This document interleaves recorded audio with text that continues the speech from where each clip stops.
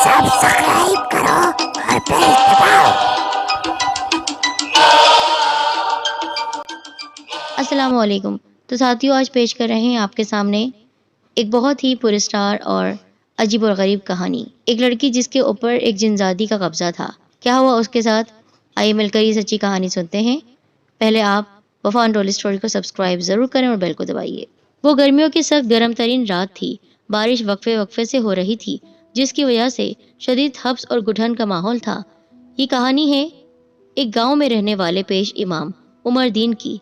जब उसके घर सुबह 4 बजे 4 बेटों पर बेटी पैदा हुई, तो पैदाइश के वक्त घर में एक अजीब सी गुलाब की खुशबू फैली हुई थी।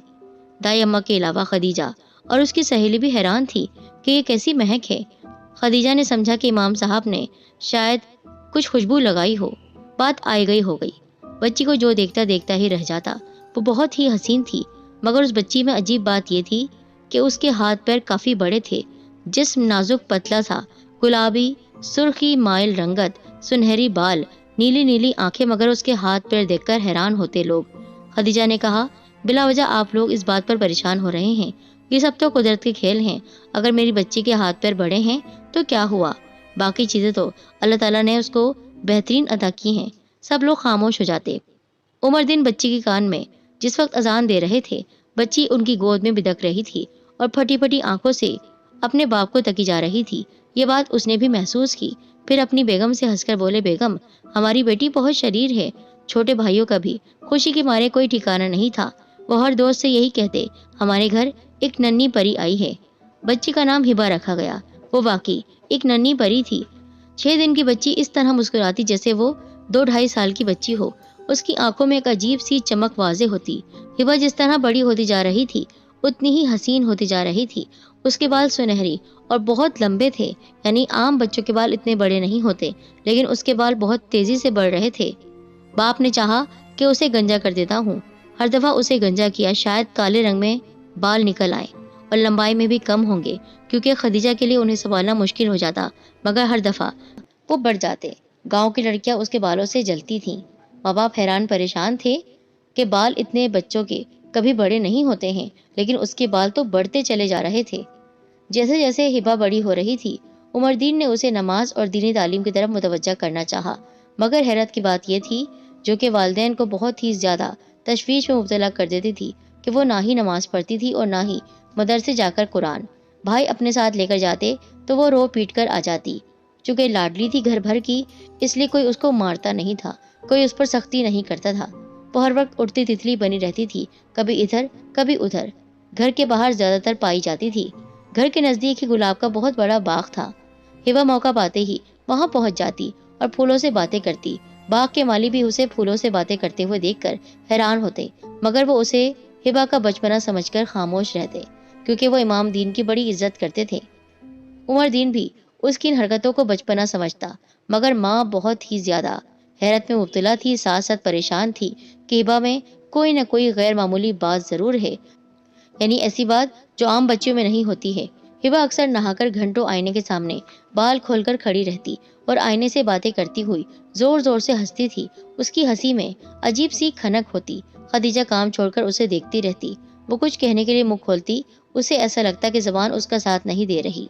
हिबा ने वक्त से पहले जवानी की दहलीज पर कदम रखा तो गाँव में उसके हुस्न के चर्चे होने लगे। खदीजा और उमरदीन परेशान थे, क्योंकि हिबा ना ही दीन की तरफ रागिब थी, ना ही घरेलू कामकाज करती। बड़े भाई ने सख्ती से काम लेना चाहा तो वो और भी जिद्दी बन गई। खाना पीना छोड़ दिया।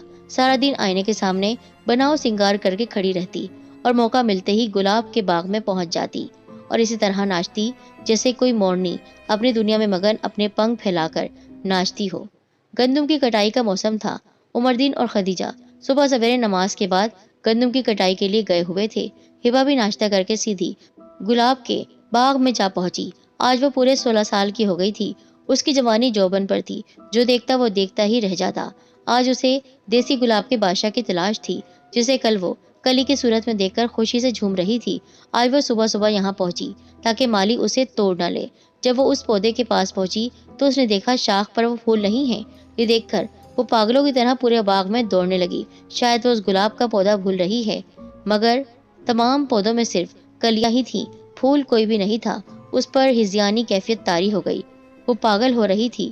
پھر اچانک اس کا چہرہ بھیانک ہو گیا، اس کی زبان حلق سے باہر آ گئی، بری طرح سے کانپ رہی تھی۔ اتنے میں مالی کا گزر ہوا، وہ عالیہ کو روتا ہوا دیکھ کر رک گیا۔ مالی بابا، گلاب کے پھول کہاں ہیں؟ وہ مالی کو دور سے ہی دیکھ کر چلائی۔ بیٹا، آج کسی کی شادی تھی اس لیے صبح مالک نے منگوا لیے تھے، یہ کہتے ہوئے مالی بابا اس کے قریب آیا۔ یہ کیا کر دیا تم نے؟ کیوں تم نے وہ گلاب کا پھول انہیں دیا؟ پتر، 2-4 دن میں پھر کھل جائے گا۔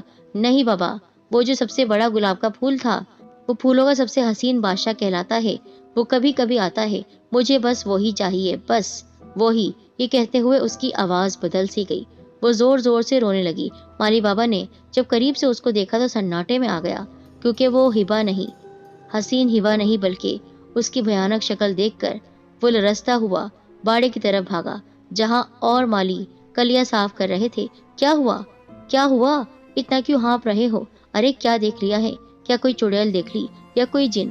وہ ہبا، وہ مزید آگے کہتے ہوئے آگے بڑھ ہی نہیں رہا تھا، زبان اس کا ساتھ نہیں دے رہی تھی۔ تمام لوگ اس جگہ بھاگے، دیکھا کہ ہبا بے ہوش پڑی تھی، اس کی زبان منہ سے باہر کو نکلی ہوئی تھی، ہاتھ پیر مڑ چکے تھے۔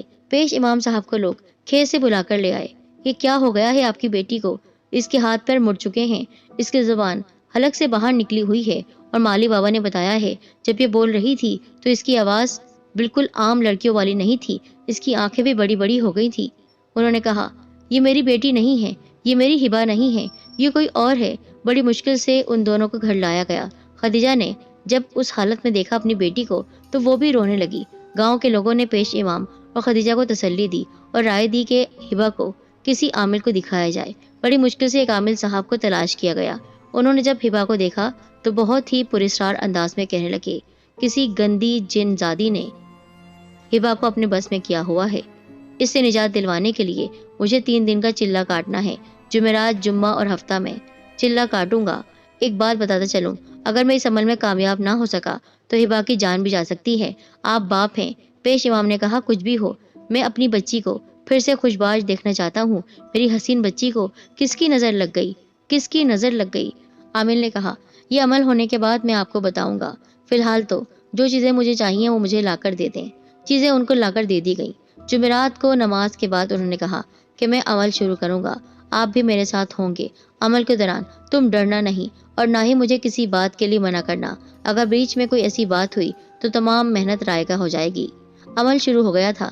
جیسے جیسے مولانا صاحب پڑھائی کر رہے تھے، ہبا خوفناک انداز میں چلاتی رہی، دیکھ مولوی، مجھے چھوڑ دے، مجھے چھوڑ دے، تو اپنا کام مت کر، میں ہبا کو کوئی نقصان نہیں پہنچانا چاہتی، کیونکہ اس میں میری جان ہے۔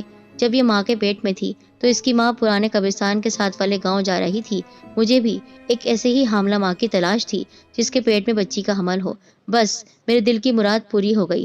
میں قبرستان کی پرانی قبر میں بسیرا کرتی تھی، میں جینا چاہتی تھی، کیونکہ مجھے اپنی زندگی اور طویل چاہیے تھی۔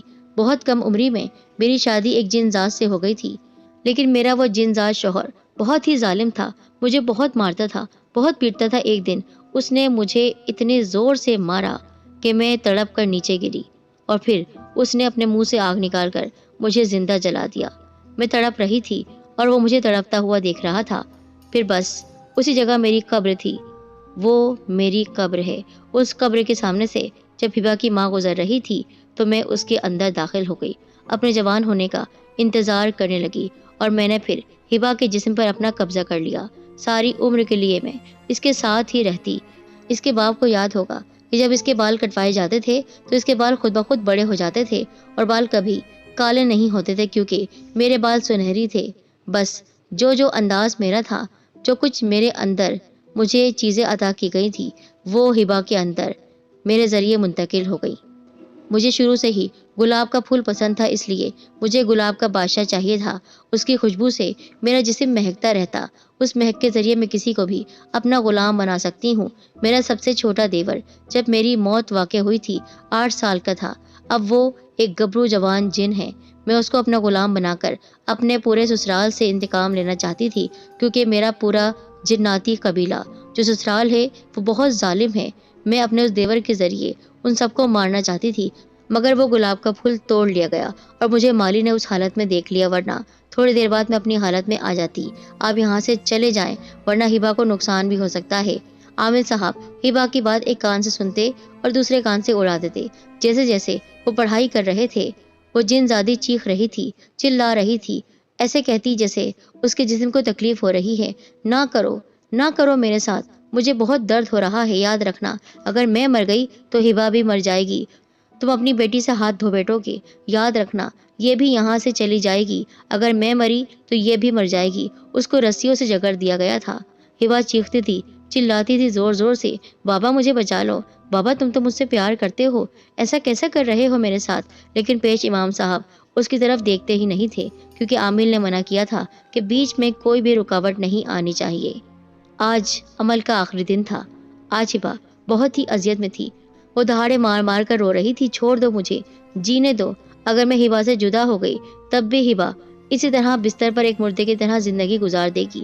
بس عمر الدین نے یہ جملہ برداشت نہیں کیا اور پھوٹ پھوٹ کر رونے لگا۔ ہبا کو جانے دو عامل صاحب، ہبا کو مرنے دو، اگر یہ نہیں مری تو یہ پتہ نہیں کتنے لوگوں کو نقصان پہنچا دے گی۔ اب جب کہ عمل پورا ہونے والا تھا اس وقت عمر الدین نے سب کچھ خاک میں ملا دیا۔ عامل صاحب کی سب چیزیں وہاں سے ہٹا دی۔ ان کو بہت غصہ آیا۔ وہ زور سے دھاڑے، یہ کیا کر دیا تم نے؟ وہ مرتی، ہبا نہیں مرتی، وہ ایسی ہی کہہ رہی تھی تاکہ تمہارا دل نرم ہو جائے۔ اپنی بیٹی کی محبت میں اس کو جانے دو، لیکن تم نے یہ کیا کر دیا؟ اب میں یہ عمل نہیں کر سکتا ہوں، میں یہاں سے جا رہا ہوں۔ آخر دن عمل توڑ کر وہ اٹھ کھڑے ہوئے۔ انہوں نے دیکھا ہبا جھٹکے لے رہی تھی۔ کافی دیر تک اس کی کیفیت اسی طرح رہی، پھر اس کی موت واقع ہو گئی۔ جس وقت اس کے جسم سے روح نکلی، کمرے میں عجیب سی کافور کی گلاب کسی مہک تھی۔ عمر الدین نے اپنا سر پیٹ لیا۔ میری بچی، میں تیرا مجرم ہوں، میں نہیں چاہتا تھا تو مردوں کی طرح زندگی گزارے۔ ماں اپنے بال نوچ رہی تھی آہوں سسکیوں سے۔ عمر الدین نے جو اسے لاحت میں اتارا تو اس کے پاس ایک گلاب کا پودا پڑا ہوا تھا۔ ہبا کے بغیر گھر سونا سونا ہو گیا۔ اس غم میں 1 سال کے اندر خدیجہ بھی ہارٹ اٹیک سے مر گئی۔ عمر الدین اکیلا رہ گیا۔ بیٹوں نے اسے سنبھالا۔ وہ روز ہبا کی قبر پر جاتا ہے، ساتھ خدیجہ کی قبر پر بھی، لیکن وہ ہوش میں نہیں رہتا، کیونکہ یہ سارا جال اسی جنزادی کا تھا۔ اس نے سچ کہا تھا، اگر میں مر گئی تو ہبا بھی مر جائے گی، لیکن اگر عمل مکمل ہو جاتا تو ہبا کو وہ چھوڑ کر چلی جاتی ہمیشہ ہمیشہ کے لیے۔